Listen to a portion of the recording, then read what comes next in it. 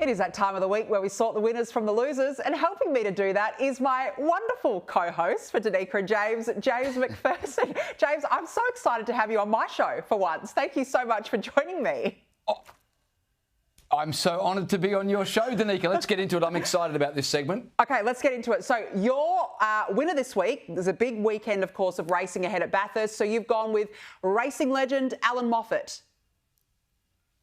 Yeah, now I've got to explain, Alan Moffat is currently going through dementia, so he's not in a good way. But remember, he was a racing legend. He won Bathurst 4 times. He won the Australian Touring Car Championship 4 times. He's a great of motor racing. Sadly, he can't remember any of his Bathurst victories. In fact, dementia has robbed him even of the memory that he used to be a racing car driver.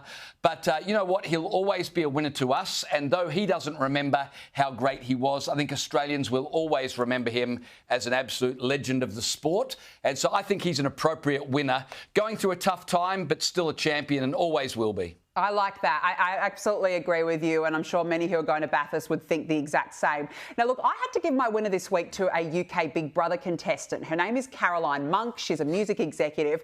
But, James, this week she's been demonised because of her factually correct comment. Her crime, would you believe? She told a biological female housemate who identifies as a man that they don't have a penis. Now, she was then issued with a formal warning over her offensive and unacceptable comment. She profusely apologised because she was basically forced to back down.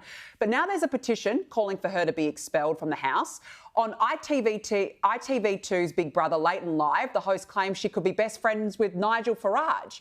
Now, James, of course, people have the right to their own choices in life, and you should be free to do whatever you want. But the thing is, the UK made a ruling that women don't have penises earlier this year. Yeah, so why would Channel 4, a public broadcaster, be propagating gender fluidity nonsense when the UK is certainly going the other way? Taxpayers are paying for this rubbish. But we've got to remember, Big Brother deliberately put a transgender person on the program with a woman in her 50s, knowing that there would be a cultural clash, they would get publicity, there'd be controversy.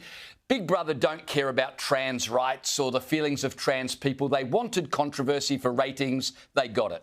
Yeah, they got it. And now she's been completely demonised. Apparently best friends with Nigel Farage, would you believe that? I would take that as a compliment, to be quite frank, if someone ever said that to me. Well, best friends with Nigel Farage and half of the UK.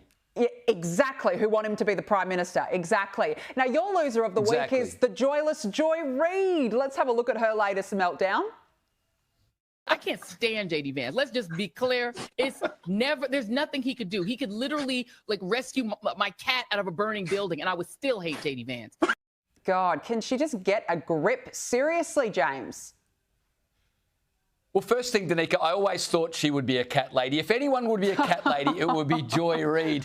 But the reason she's my loser of the week is I'm sick of people who can't disagree but be nice about it. You know, it used to be that we hated bad ideas, but we were always respectful towards people. These days, we have to be respectful towards every crazy idea, but it's fine to hate people. And I just think we've got it around the wrong way. Let's disagree about ideas, but still be respectful towards people. Well, that brings me to my loser, James. Speaking of hateful people, Rosie O'Donnell. She's here in Australia. Actually, she's in Sydney. Wow. And she's already talking about her favourite topic, Donald Trump. But look, the trip hasn't gone so well. Have a listen. Had some wonderful Thai food with the producer of this show that I'm doing, Liza. And she said to me, you don't like spices, so we'll get it no spice. And she ordered this salad. And I took a bite and I thought my mouth was on fire. It was so spicy. I said, you must have ordered this wrong, because she ordered in Thai language, the Thailand's language. The Thailand language, James. What is she talking about? Seriously. Is she supposed to be a comedian? When does the funny part kick in?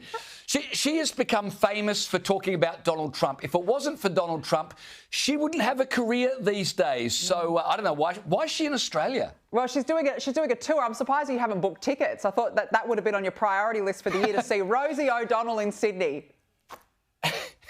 I was waiting for you to invite me, Danica. Yeah, well, next time. Well, I've invited you on my show. Maybe next time. James, thanks for joining me. I'll see you on Sunday night at 7 o'clock for Danica and James. Good to catch up.